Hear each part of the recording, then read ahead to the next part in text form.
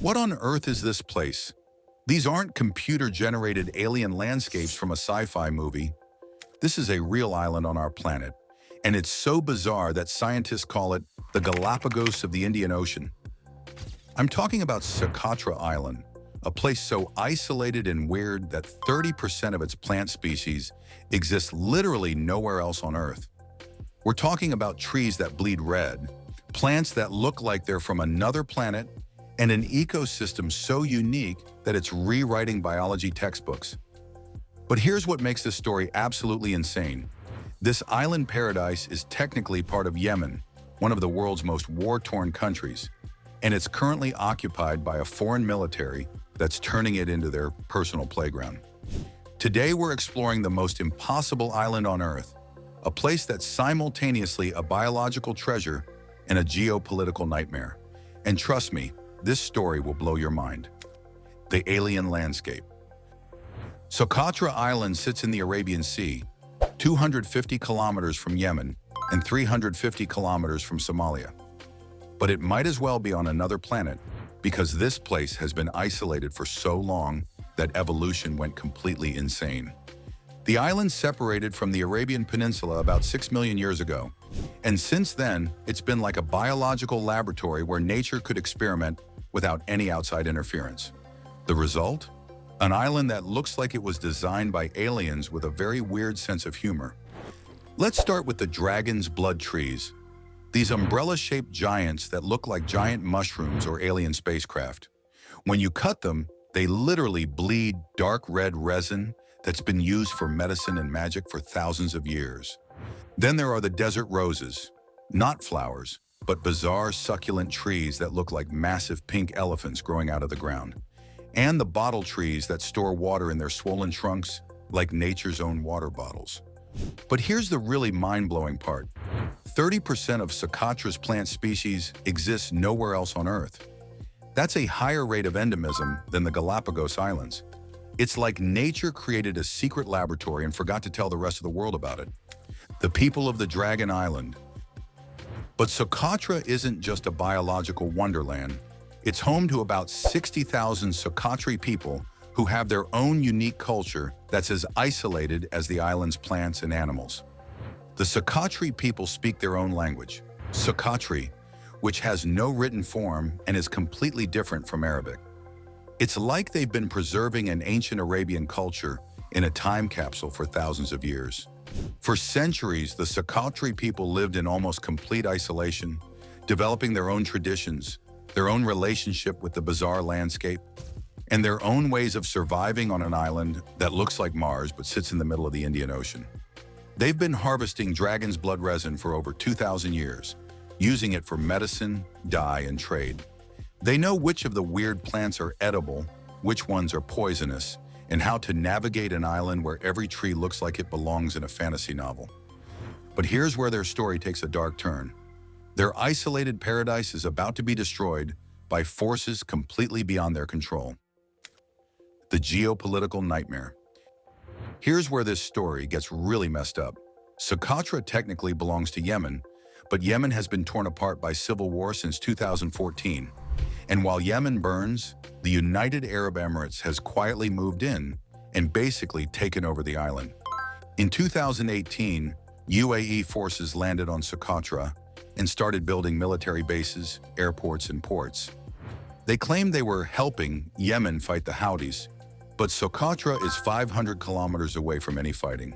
It's like saying you're helping your neighbor fix their roof by moving into their vacation home. The UAE has been treating Socotra like their personal tropical getaway. They've built luxury resorts, brought in Emirati tourists, and started issuing their own visas for the island. They're basically colonizing paradise while the world is distracted by Yemen's war. But here's the really sinister part. The UAE's development plans could destroy the very thing that makes Socotra special. They want to build massive tourism infrastructure on an island where every plant and animal is irreplaceable. The Socotri people are caught in the middle, watching their homeland being transformed by foreign powers, while their own government is too busy fighting a war to protect them. The environmental crisis. But the UAE occupation isn't the only threat to Socotra's unique ecosystem. Climate change is hitting this isolated island like a biological apocalypse. In recent years, Socotra has been hammered by increasingly powerful cyclones. Cyclone Makunu in 2018 and Cyclone Lubin in the same year destroyed thousands of dragon's blood trees that had been growing for centuries. These trees grow incredibly slowly. It takes decades for them to reach maturity. When a cyclone knocks down a 500-year-old dragon's blood tree, it's like losing a living piece of history that can't be replaced in our lifetime. Rising sea levels are also threatening the island's coastal ecosystems, while changing rainfall patterns are stressing plants that evolved over millions of years to survive in very specific conditions. Scientists estimate that some of Socotra's endemic species could be extinct within 50 years if current trends continue. We're talking about losing plants and animals that exist nowhere else in the universe, forever. It's like watching the Library of Alexandria burn down, except instead of books, we're losing millions of years of evolutionary history that can never be rewritten. The ancient trade routes. But Socotra's isolation is actually a relatively recent thing. For thousands of years, this island was a crucial stop on the ancient frankincense trade routes that connected Arabia, Africa, and India. The island was famous for producing some of the world's finest frankincense and dragon's blood resin. Ancient Egyptian pharaohs, Roman emperors, and Chinese dynasties all prized Socotri products. This alien island was actually at the center of the ancient world economy.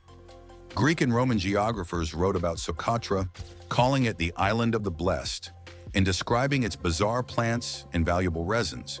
Even Marco Polo mentioned it in his travels, though he probably never actually visited. But as maritime trade routes shifted and the frankincense trade declined, Socotra gradually became more isolated. By the 20th century, it had become one of the most cut-off places on Earth.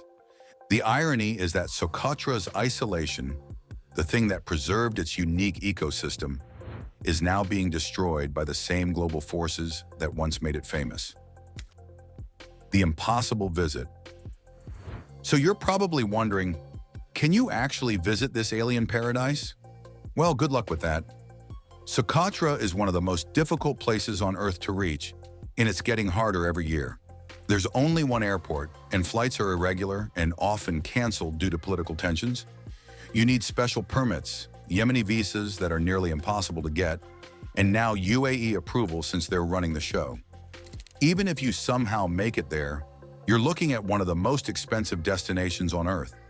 We're talking about $3,000 to $5,000 just for flights, plus accommodation costs that would make Dubai hotels look budget-friendly. And here's the kicker. Tourism infrastructure is being built for wealthy Gulf tourists, not backpackers or nature enthusiasts. The UAE is turning Socotra into an exclusive playground for people who can afford to helicopter in for weekend getaways. The few scientists and conservationists who do make it to Socotra describe it as a race against time, documenting and studying species that might not exist much longer. So there you have it. Socotra Island, a place so unique that it challenges everything we think we know about life on Earth. An island where evolution created its own alien world, where ancient cultures survived in isolation for millennia, and where modern geopolitics and climate change are threatening to destroy millions of years of irreplaceable natural history.